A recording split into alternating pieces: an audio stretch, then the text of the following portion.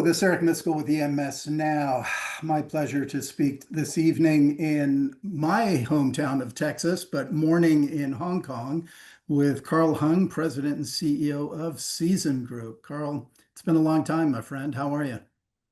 I'm well, thank you, Eric. Time flies for sure. Yeah, it does. Yeah. So, for people who aren't may not be so familiar, I'll just say kind of to characterize Season Group, large global EMS facilities, but China, Malaysia, Mexico, and the UK. Right. I didn't miss any, right? Didn't miss anyone. No. No, no, no. And you also have the affiliate company, the SG Wireless. Correct. Yes. A subsidiary of our season group that does design as well. Good, good, good, good. Yeah. Now, I wanted to interview you or talk to you here because you just had a major milestone for the industry, and I think it's quite a testament to Season Group. And that was your 50th anniversary as a company, which you celebrate, I believe, July of this year. Correct. July 18th. Yeah, and it was so. Tell us about that. I read your speech. I'm going to ask a few questions, but founded by your parents 50 years ago. To give us Yeah. Yeah. So, 1975, my father started the business, and he always wanted to start his own business. Funny thing though, first business he was working in was a wig factory in Hong Kong. Right. So in Hong Kong, all the wigs were from Hong Kong at that time. He was doing that. He got promoted quickly from the floor cleaner to a general manager. But then he decided, oh, he heard about electronics back then. And that was the days where electronics was rushing into Hong Kong. Like 1975, a lot of American companies, Korean companies were going to Hong Kong for cables and PCBA. So we started with cables. And our very first customer, one of them was Lucky Gold Star, which is LG nowadays. Yeah. So that's a lot of history back there. Yeah. Yeah. Wow. No, it's and I think about that, and I was reading, your speech that you gave, which was quite a testament to success in this industry. And you also had your own products, it sounded like, for a period of time. Was there some product? Yeah, my father was very entrepreneurial, always trying to come up with new products. So one of the things we did was we partnered with a Canadian company, very famous one called Irwin Toys. And there was a plastic toy product called Zax. So because we were into injection molding as well too. So Zax was trying to take on Lego at that time. It was a triangular base as opposed to square base toy. Okay. Great toy product. Couldn't really compete against Lego though. But yeah, we had the Asian rights to distribute the product. So we were trying to expand that market. And that's where the story of me and the trade show back in '93 in Beijing came out, where I don't speak a lick of Mandarin, and I was manning the booth and trying to tell people don't touch the products. And so it was a interesting experience for sure. But then one of the few things we tried, we came up with the Bluetooth camera before Ring and all those guys came out too. But the technology wasn't there at that time. It was using pictures as opposed to videos. So my father had great ideas, just a bit ahead of his time. Yeah. And that is, you just mentioned one of the words. When I noticed the theme that ran throughout your talk was time and trust, right? Correct. And it Yeah. goes, and I think you wove those together. And I will say, for the benefit of anybody listening, you can go on LinkedIn and see and read the transcript of Carl's speech that he gave at the anniversary. But speak to how important those two elements have been for the success of Season Group. Well, I think it was the very first thing my parents thought of when starting the company. Time and trust is actually the direct translation of season, Hmm. right? So C is time and sun is trust. So from the very beginning, they were always thinking that they're doing this for the long run. I think there was a lot of fly-by-nights company where, yeah, let's just try to make a quick buck in and out fast. So the decisions are different. Where for my father and my mother, they're like, let's we're doing this for the next generation. So reputation is key. How do we build that relationship up? Where even for the 50th year anniversary, a lot of the people they've been with us for 30 to 40 years, right? That's the level of trust that our customers have with us. Where yeah, I've been dealing with the same guy for 40 years now, so he knows that product, he knows us well, so that trust factor is there for sure. It can only be done through time.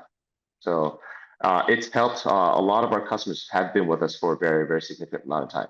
And I think, Yeah. especially now during this more tumultuous time with trade, it's come in Yeah. handy where they've pushed us to move faster. to do things, and it can only be done because, yeah, we trust you. You know your stuff. I think for us, we have the added benefit where we didn't rush to Malaysia, we didn't rush to Mexico, right? So they can see that, yeah, and we've been in Malaysia for 35 years. We've been in Mexico for 10. So from that standpoint, they know, yeah, your people there, they've been there for a while too. So let's move faster on some of these transfers, and it's helped a lot. Yeah. Now, I noticed one of the things that stood out for me in your talk was you were talking about the many different crises that the company has endured since its founding. And you listed a bunch of them, but then you ended it by saying each storm tested us, but none broke us. You know, Mhm. I mean, and so that it broke a lot of them, though. I mean, we know that, you're in Hong Kong. I knew companies that were clients years ago aren't there anymore, right? So how do you think, as an industry, how resilient do you think our industry is these days? Uh, I think to be in the EMS industry, first off, you have to be very resilient because you're always squeezed in the middle in a sense, where you've got your OEM customers on top squeezing margins, but then you've got your OEM suppliers at the bottom boosting their margins. So what do you do in that sense, right? We are by nature one of the most resilient industries possible. A lot of respect for my peers for sure, because it's not easy to survive in this market where we always have to adapt the service that we provide. Mhm. You can't stand still in this market where we always have to be moving to the region where it's most advantageous. We always have to be adapting the technology that is latest so that our customers Mhm. can enjoy the benefits as well too. So by nature itself, EMS, you have to be one of the most resilient ones possible. And being based in Hong Kong, China as well too, we've seen so much change as well over the past 20 years that I've been back in China now, which is why I say time flies for sure. Um, where the amount of change that we see, it's for the good and the bad, right? Everything bad that happens, there's good that occurs. We Right. saw from SARS in 2003, that really helped us prepare for COVID, where it hit and we knew exactly what we needed to do, right? We knew the first thing we had to do was face mask. Even before anyone was talking about face mask, right? Let's go out there and buy face masks, Yeah. right? So we spent Chinese New Year's 2020 on the phone sourcing for masks around the world. We ended up getting 500,000 face masks in Mexico and then Wow. FedExing it back to China, right? So 500,000 masks. They were made in China to begin with. We found them in Mexico and FedEx to China. And during COVID, when it really started spreading, then we had to start FedExing back to Malaysia and Mexico and the UK to keep operations running. So I Mhm. think we learn from each of these challenges and get better as a result, Yeah. right? And it's same thing too with you've got the supply chain constraints that we had back in 2021, 22. Um, and we learned from that where we were doing a lot of alternative sourcing, redesigns for our customers, respins. We're seeing the same things today now, where right now, I think with tariffs and the whole trade sensitivity, a lot of the component providers, they're doing EOLs a lot Mhm. faster than planned. They have to Yeah. be very selective on what lines to support. And so we're helping our customers, oh, let's redesign. Mhm. And it came in very handy because we did it 3 years ago and we're going to do it again now for our customers. Yeah. Yeah.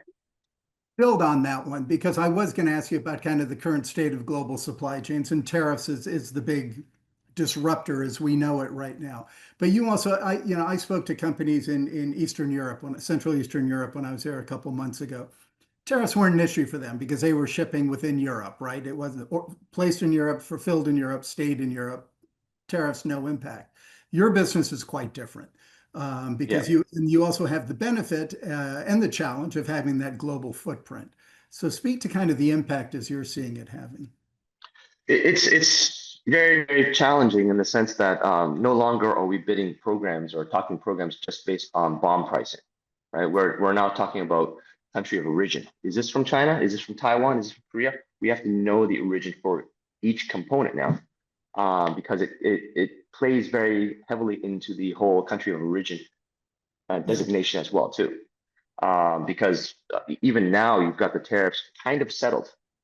It's somewhat settled, but there's a huge lingering black hole in the sense of the transfer tariffs. Mm, What is the transfer tariffs and is defined as a transfer production? That's still not defined yet. mhm. So as a result, people are being safe and say, to be safe, let's try to localize as much as possible, Right. right? But then for us, our value is, yeah, we can do one product in 3 countries. So one of Yeah. our customers, we're building the same product in China, Malaysia, and Mexico. So I need to find 3 vendors for the same part. Oh, yeah. So there's a lot of administrative work and a lot of design work that comes into that to make this possible. And I think that's where the industry is going for sure, where um, people need to know very well their COO so that they can actually designate that. Because I think at the end of the day, the onus will be on us as the importer to Mhm. be able to prove that yeah, this was actually made in Mexico, right? I think the Mhm. first thing the US CBP will do is prove to me, otherwise you're paying this tariff. Mm. Um, How would you judge your chain partners in being able to provide the data that you need?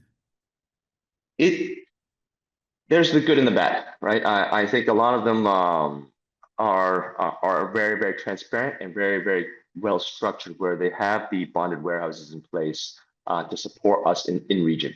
But there are those who don't have it set up yet, and therefore we have to do a lot of duty drawback programs as well too. That takes a bit longer. So I Yeah. think in this scenario, cash is king, where all of a sudden you import something for $100,000 and then you're hit with a $50,000 tariff. And so you don't know it until it's imported already because you don't know some of them don't tell the COO. So all of a sudden you got to pay the $50,000 to import $100,000 worth of goods, and you're not going to see that $50,000 for a year. Mm. So I think those are the stories that the news won't talk about. It's not just the tariff alone. It's the fact that all of a sudden, yeah, you can pay the tariff up front. You can get it back if you export out to Mexico, but Yeah. it's a year's time. Mhm. So who can actually afford that? Yeah. And it's going both ways as well too. It's not just into the U.S., into China now because of that tit for tat tariff situation. There's tariff on parts going into China as well. So with that, it's the whole cash management, understanding CO. We're not just manufacturing experts anymore. I think we are all now tariff Yeah, experts in right. a sense. Yeah, You know, I've heard that said recently that it's the supply chain management and that expertise that's becoming the true IP of the EMS industry. So, yeah, if there is such an IP for the industry, that is. So, I mean, it used to be SMT and the equipment knowledge, right? And then it yeah. seems to have elevated since then. So, It has, and the thing I've relied a lot on actually, and this is um, a good tip for all in the industry, is the use of AI. Right? yeah, It's impossible for you and I to read all these documentations. Where right now I usually just dump everything into the AI and say, I'll ask questions, act as my tax consultant or tariff consultant. What should I be doing based on this code?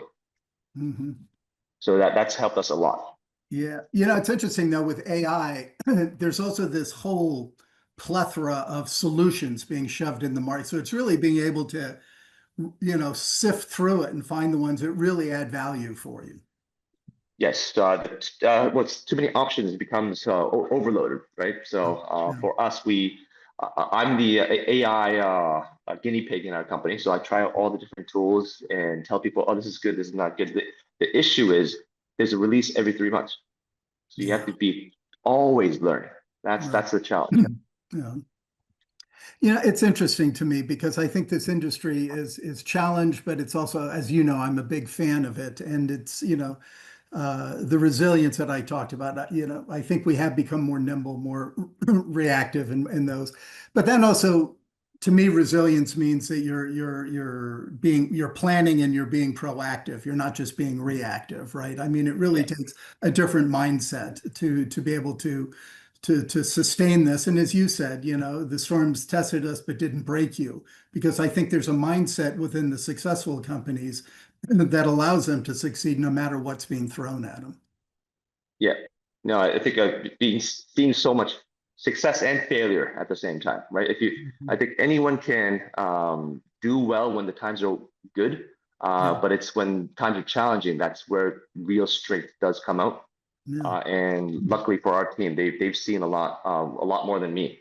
So they tend to give me very good guidance where I'm the type that tries to rush, but it's my experts, the manufacturing guys that says, you can't really transfer an automotive program from China to Mexico in 3 months' time, right? I'm Yeah. like, okay, all right, give me a realistic time frame. So, and for automotive, we're very, very realistic. Where okay, capital equipment, we have to buy the capital equipment.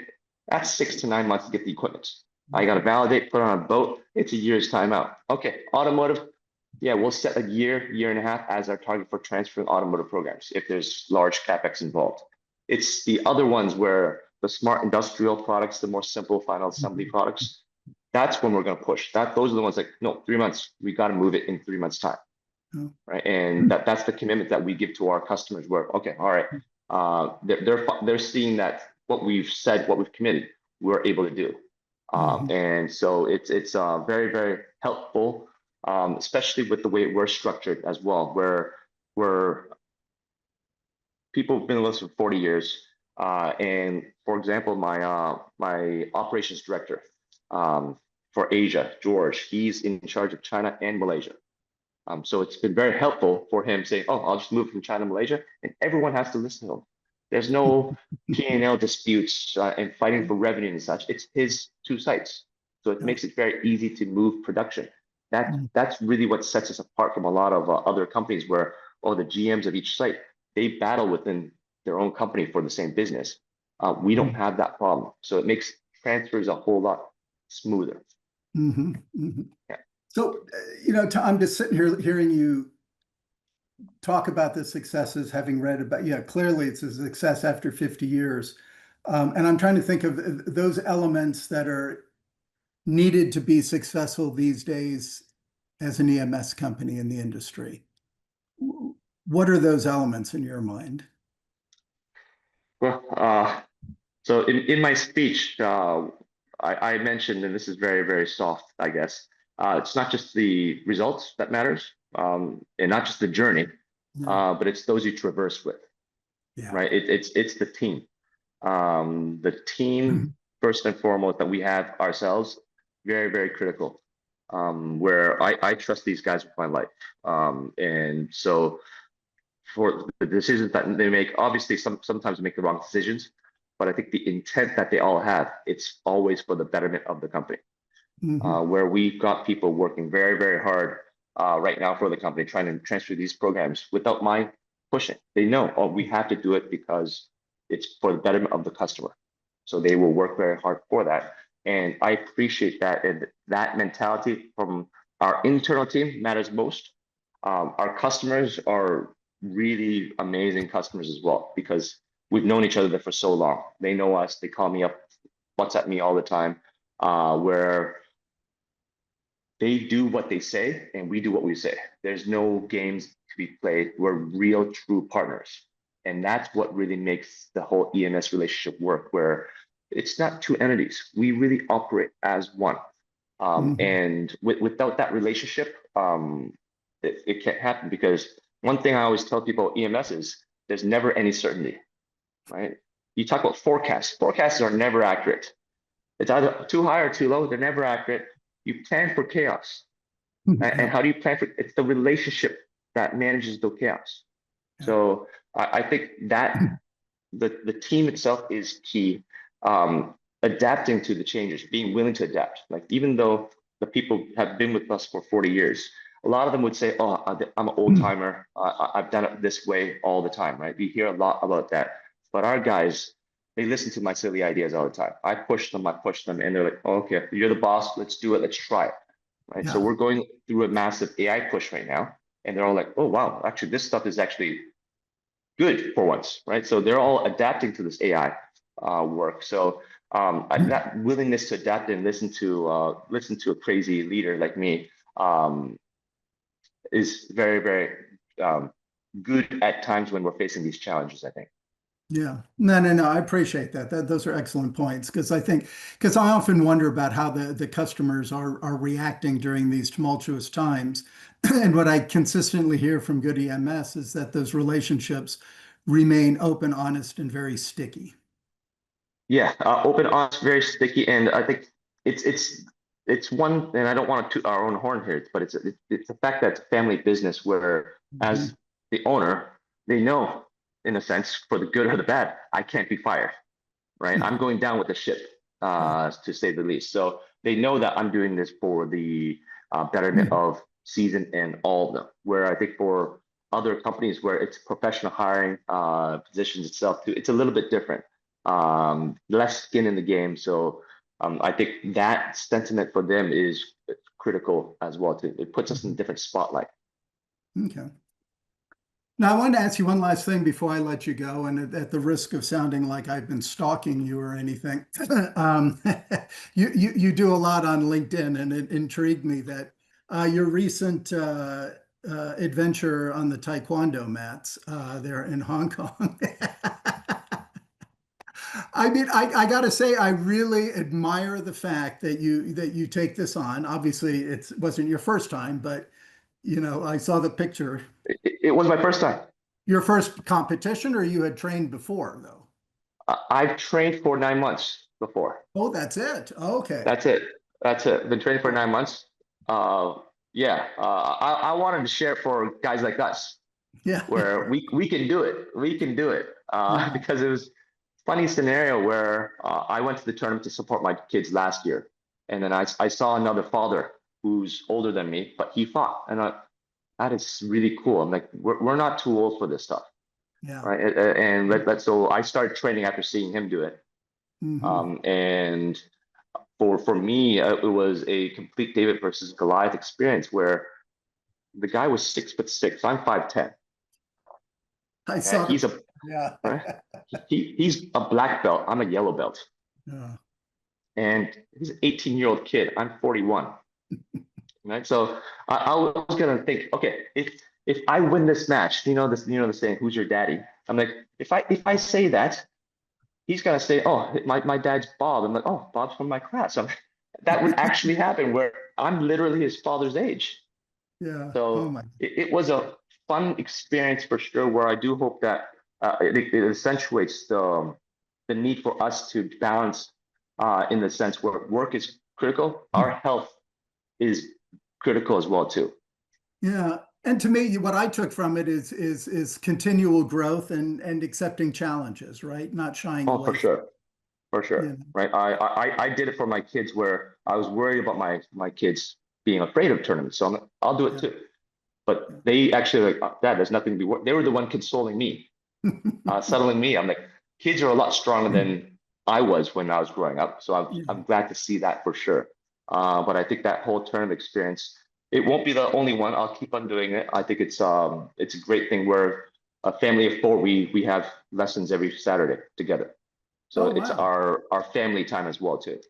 Oh, that is fantastic. That is, It is. It is. yeah. Yeah. By the way, I did laugh out loud at the way you described it as Bruce Lee versus Kareem Abdul-Jabbar from the famous movie. And then I saw the picture and it's like that's exactly what it looks like. So Unfortunately, I didn't win like Bruce Lee did. So well, maybe next year. Maybe maybe next year. next year. Keep hope Yeah, alive, right?